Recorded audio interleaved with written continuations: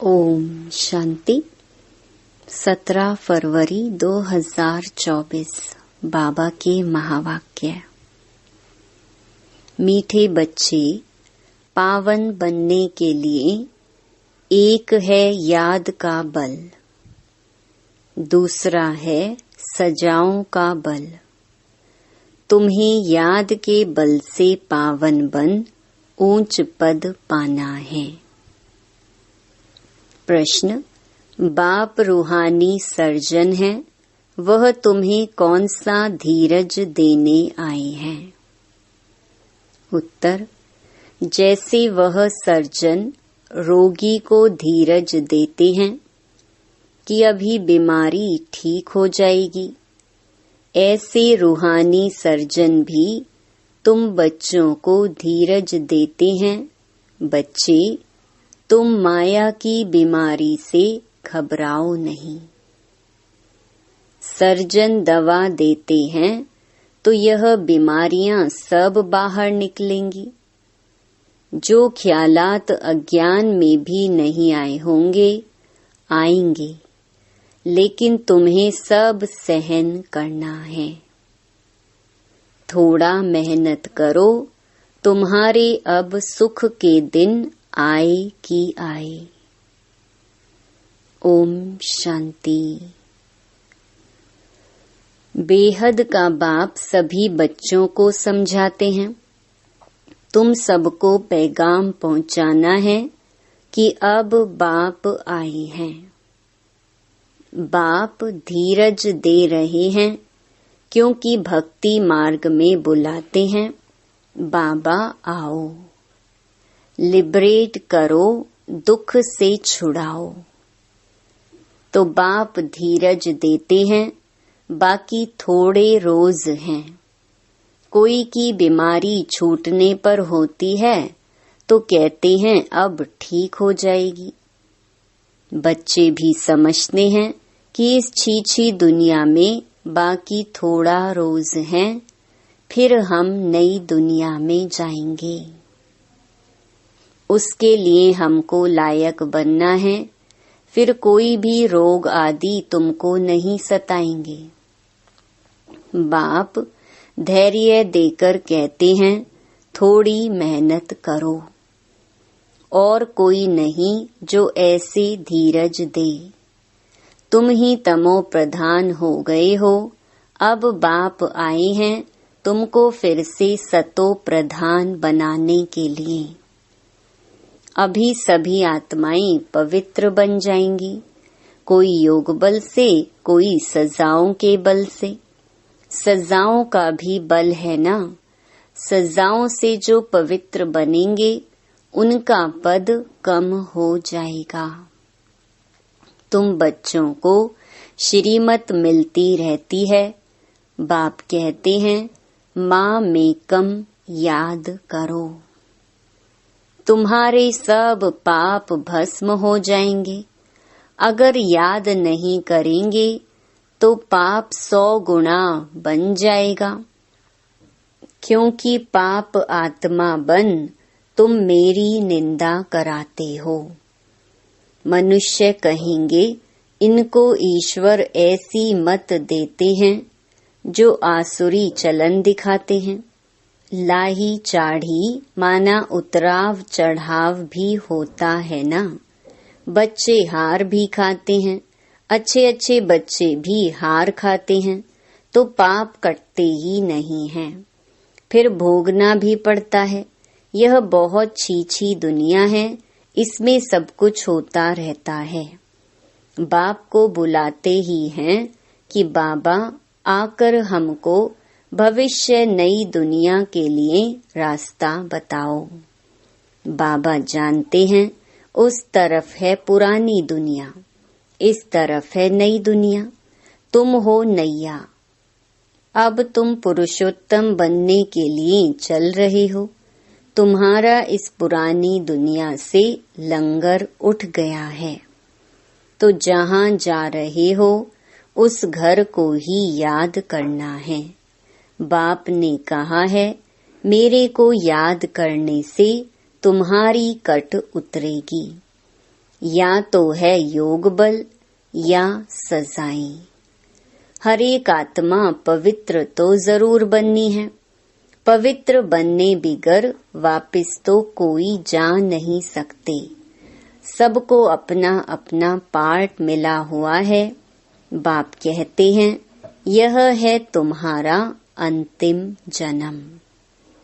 मनुष्य कहते हैं कलयुग अर्जुन छोटा बच्चा है, गोया मनुष्य अभी इससे भी और दुखी होंगे। तुम संगम युगी ब्राह्मण समझते हो, यह दुख धाम तो अभी खत्म होना है। बाप धीरज देते हैं।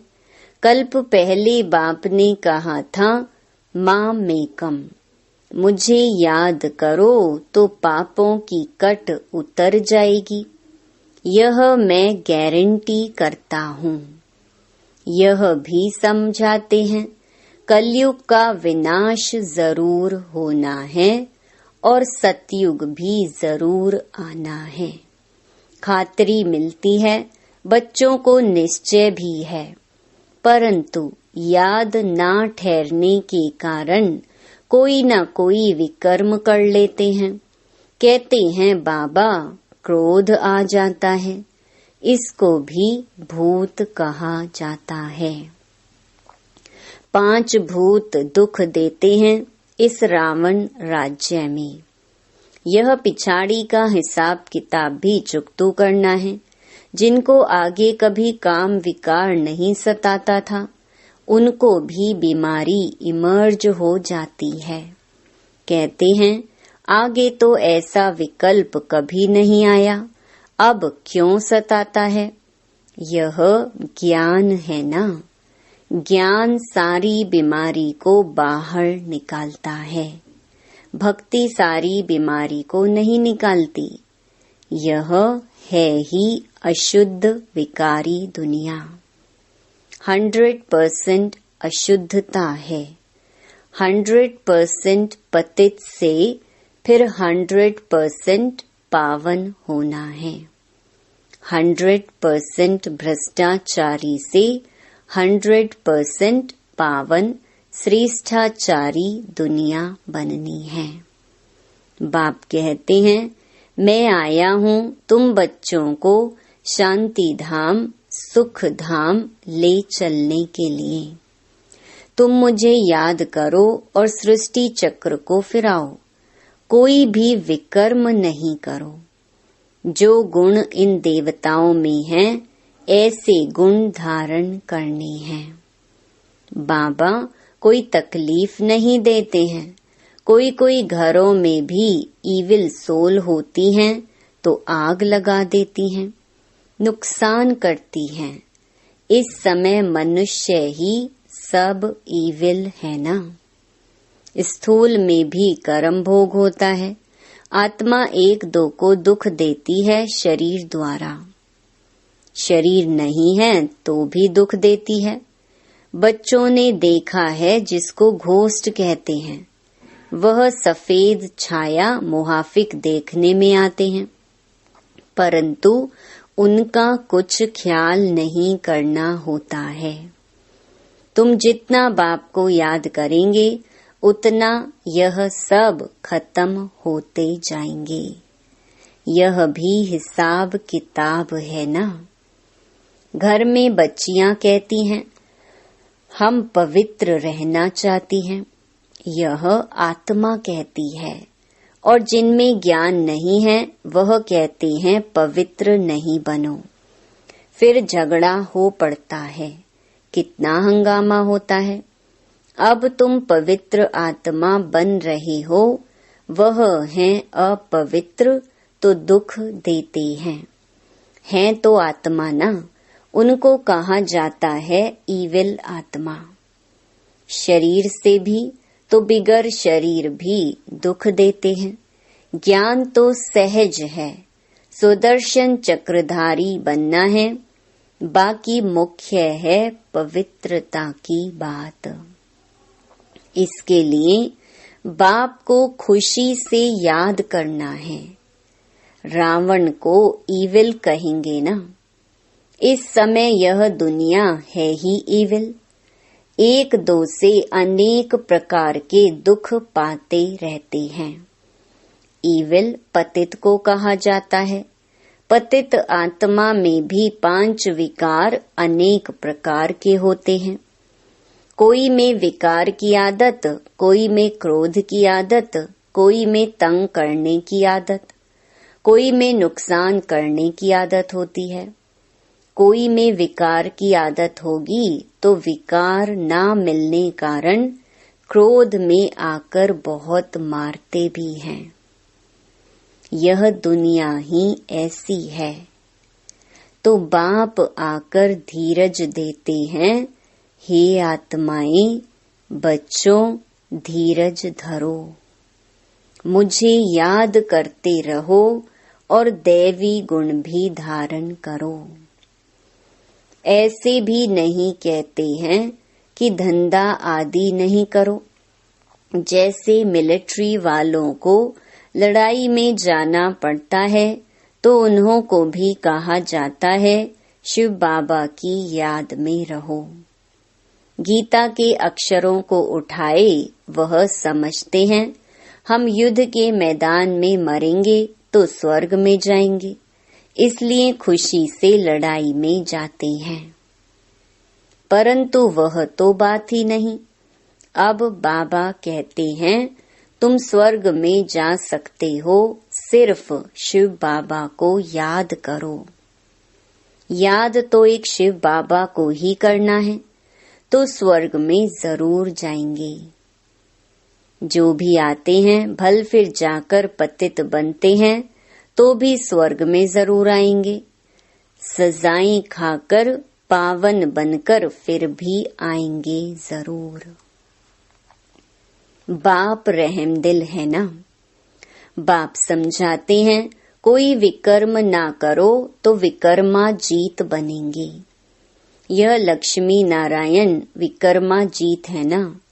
फिर रावण राज्य में विकर्मी बन जाते हैं। विक्रम संवत शुरू होता है ना। मनुष्यों को तो कुछ भी पता नहीं है। तुम बच्चे अभी जानते हो यह लक्ष्मी नारायण विकर्मा जीत बने हैं।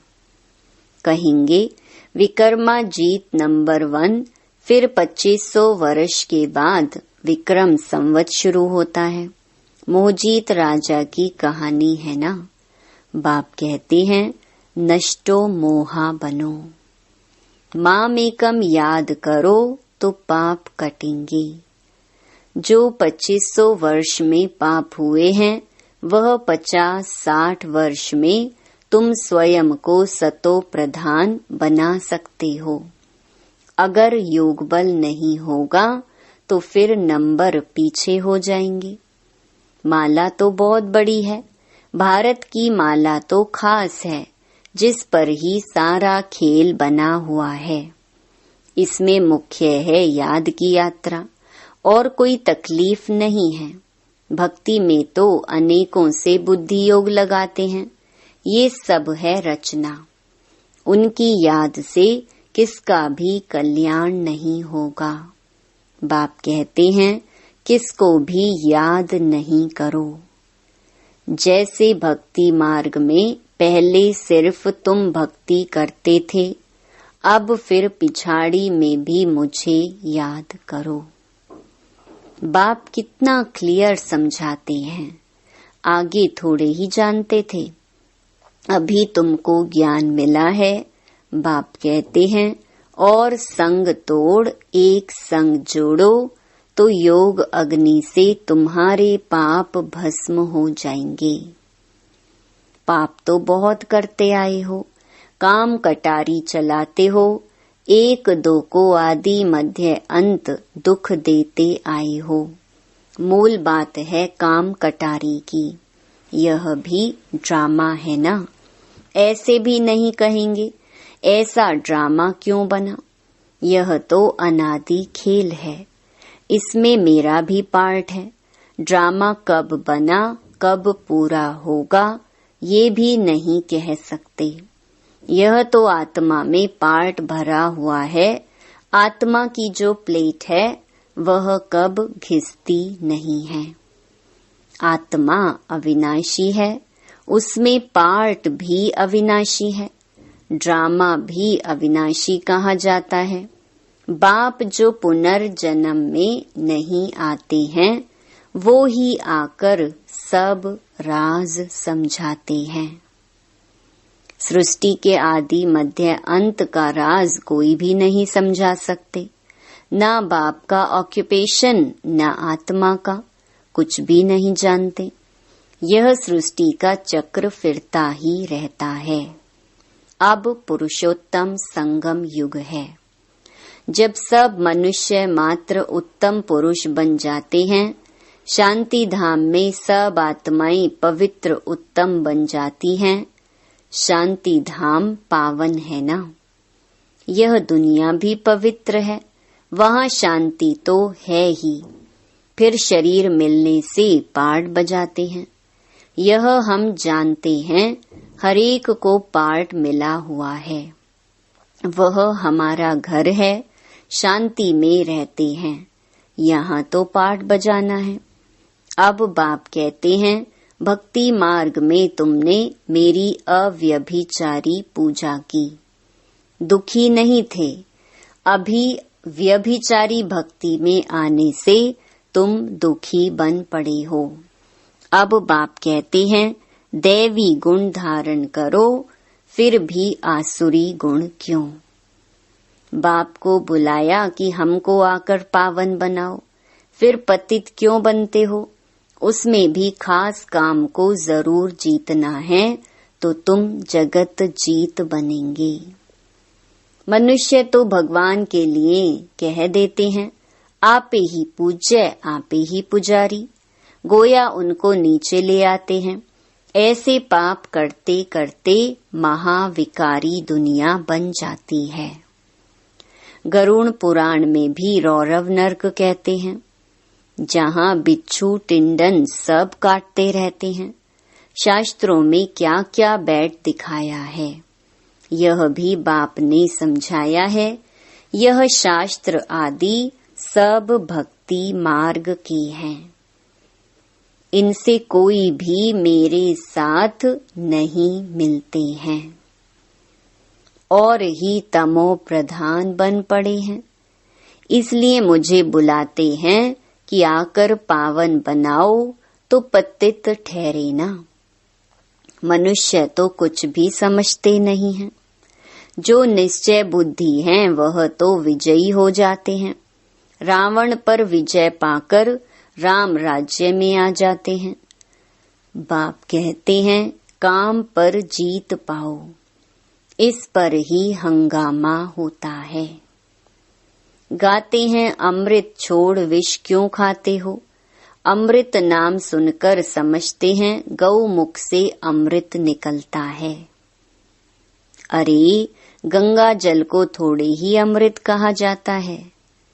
यह तो ज्ञान अमृत की बात है। स्त्री पति के चरण धोकर पीती है, उनको भी अमृत समझते हैं। अगर अमृत है तो फिर हीरे समान बने ना। यह तो बाप ज्ञान देते हैं, जिससे तुम हीरे जैसा बनते हो। पानी का नाम कितना बाला कर दिया है। तुम ज्ञान अमृत पिलाते, वह पानी पिलाते हैं। तुम ब्राह्मणों का किसको भी पता नहीं है। वह कौरव पांडव कहते हैं, परंतु पांडवों को ब्राह्मण थोड़े ही समझते हैं।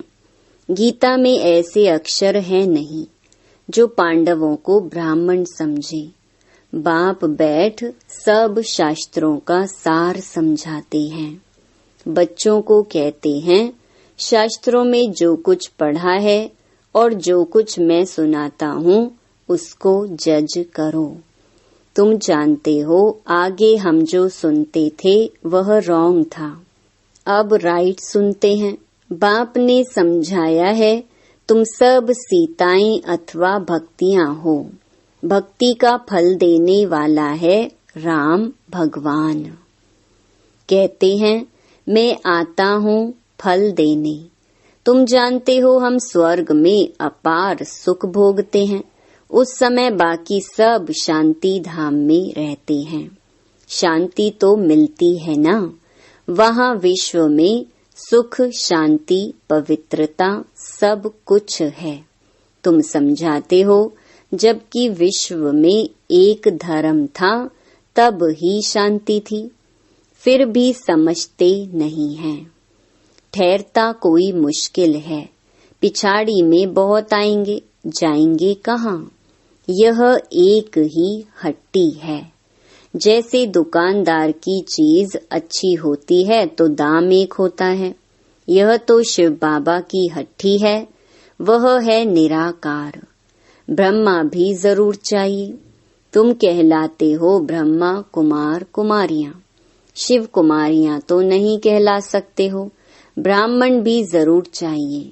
ब्राह्मण बनने बिगर देवता कैसे बनेंगे? अच्छा, मीठे मीठे सिकिलधे बच्चों प्रति मात पिता बाप दादा का याद प्यार और गुड मॉर्निंग। रूहानी बाप की रूहानी बच्चों को नमस्ते। धारणा के लिए मुख्य सार। पहला, देवताओं जैसे गुण स्वयं में धारण करने हैं। अंदर जो भी इविल संस्कार हैं, क्रोध आदि की आदत है, उसे छोड़ना है। विकर्मा जीत बनना है, इसलिए अब कोई भी विकर्म नहीं करना है। दूसरा, हीरे समान श्रेष्ठ बनने के लिए ज्ञान अमृत पीना और पिलाना है। काम विकार पर संपूर्ण विजय पानी है। स्वयं को सतो प्रधान बनाना है। याद के बल से सब पुराने हिसाब किताब चुकतो करने हैं। वरदान, बुद्धि को मेरेपन के फेरे से निकाल, उलझनों से मुक्त रहने वाले न्यारे ट्रस्टी भव। जब बुद्धि कहाँ भी उलझन में आती है तो समझ लो जरूर कोई न कोई मेरापन है। जहाँ मेरा आया वहाँ बुद्धि का फेरा हुआ। गृहस्थी बनकर सोचने में गड़बड़ होती है, इसलिए बिल्कुल न्यारे और ट्रस्टी बन जाओ। ये मेरापन, मेरा नाम खराब होगा, मेरी ग्लानि होगी, ये सोचना ही उलझना है। फिर जितना सुलझाने की कोशिश करेंगे उतना उलझते जाएंगे। इसलिए ट्रस्टी बन इन उलझनों से मुक्त हो जाओ। भगवान के बच्चे कभी उलझनों में नहीं आ सकते। स्लोगन, बड़े बाप के बच्चे हो इसलिए ना तो छोटी दिल करो और ना छोटी बातों में घबराओ। ओम शांति।